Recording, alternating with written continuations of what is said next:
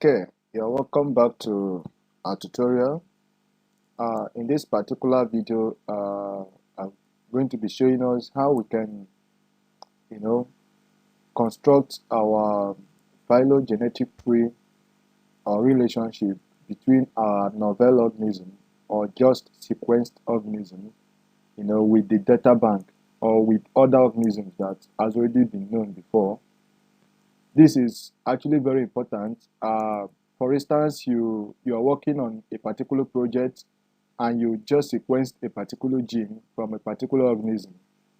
Okay, it's very important you trace the evolutionary relationship of that particular novel organism of yours with other organisms that have been known.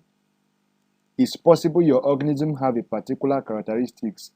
If it has, then it should have some relationship or some evolutionary relationship with some other organisms that already exist before.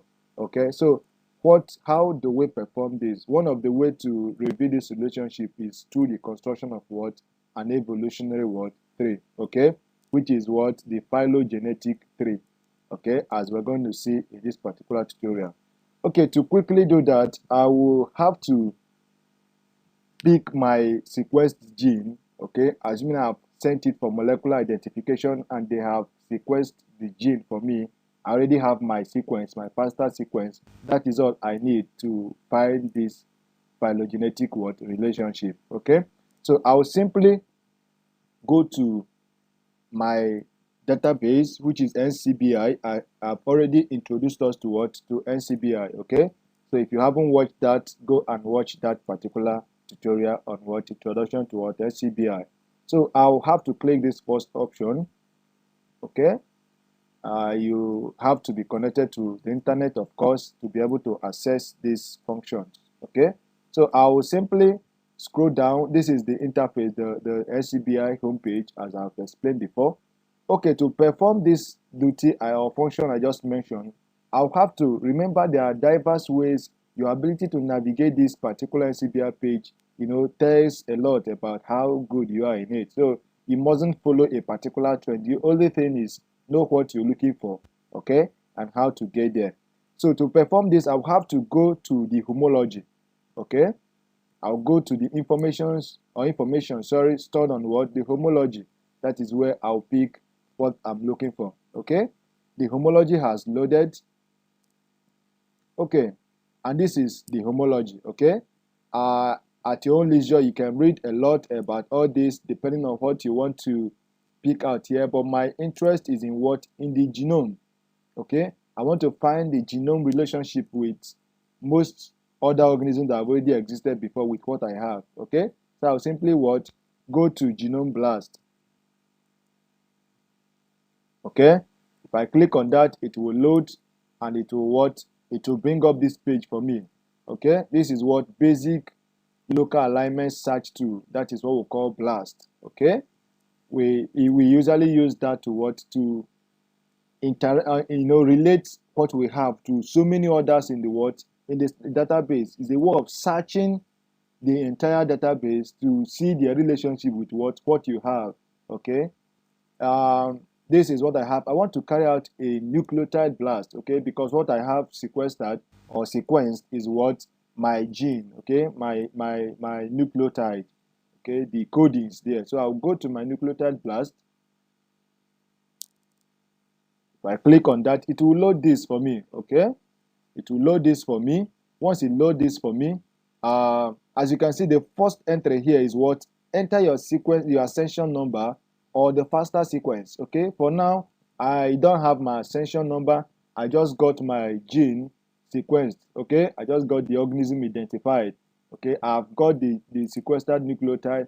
I don't have the ascension number yet. So what do? I'll have to pick that sequestered FASTA sequence. Now the sequence is what we call the FASTA sequence. That is what I'm going to load in here, and I've already saved it in my in my notepad. So I'll open my notepad, okay. This is the particular gene I'm talking about here, okay. This is the nucleotide. So I'll simply copy just the nucleotide of this particular organism, okay. The nucleotide of this particular organism, I'll copy it by doing Ctrl+C, or I'll right click and copy, okay. And then I'll go back to my page, okay. And I'll now paste this as a FASTA sequence here. Okay, I'll paste it here. If your organism have been sent for molecular identification, they will send you the sequence automatically. Okay, so just pick the sequence and come and input it here. Once you have input it here, you scroll down on the database. You are searching the entire world. Standard database is fine. Okay, under that you are searching nucleotide collections. Okay, which is right.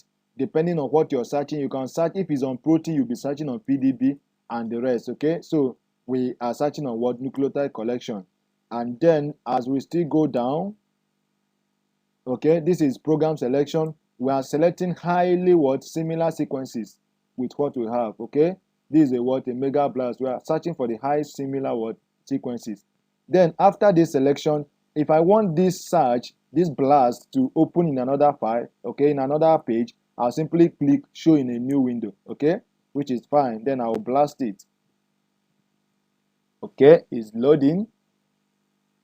Okay, remember, the stronger your internet access, the faster your navigation on the NCBI page can be. Okay, as you can see, it's still reading, it's still trying to get the whole result out. Okay, I think most of the results, okay, it's still loading, it's still loading, it's still loading. Okay, this is what I have as the rest loads. Okay, so this is what I have searched for. Okay, I've searched for that, and this is what it gave me. So I'll come down. Okay, these are the sequences producing significant alignment. Okay, it means these organisms here have very close relationship with what I have in my database, with what I have in my sequence. Okay, I just carried the sequence and searched the internet, the database of NCBI, and this is what it gave me. He picked about 100 sequences. Okay, about 100 sequences, very close to what I have. Okay, so what do? I just needed to build a phylogenetic tree, so I may not need up to 100 of them. So I will just deselect this. Okay, and then click. You can choose from here. You can read out of that 100. You can read and know the one you want to pick. But for the purpose of this tutorial, I'll just pick the first. Say the first 10. 1 2 3 4 5 6 7 8. Okay, 9. Okay, 10. Okay, this is the first 10. Okay, I'll just pick this for the purpose of this tutorial. You can pick as many as you want. Okay, after selecting this, I need to download their FASTA sequence also. I already have the sequence of my own, and I've been exposed to some other organisms that have sequence close to mine. So I will need to access this sequence. It's from this sequence that will now generate their evolutionary relationship. So I'll simply go to download. Okay, I'll have download complete sequence. If I download complete sequence, all the sequence will be merged together. Okay, so what do? I will download the FASTA sequence in aligned format. Okay, aligned, they will arrange it organism by organism, organism by organism. Okay, so I'll click on that. If I click on download FASTA by aligned sequence, you can see my files have downloaded. Okay, so this is what I have. Okay, I'll simply go to my downloads and I will see that. Okay, see what I just downloaded now. Okay, I will open it. Okay, I've opened it. If I expose it, this is what I have. Okay, so in our next tutorial, we'll continue from here. Thank you.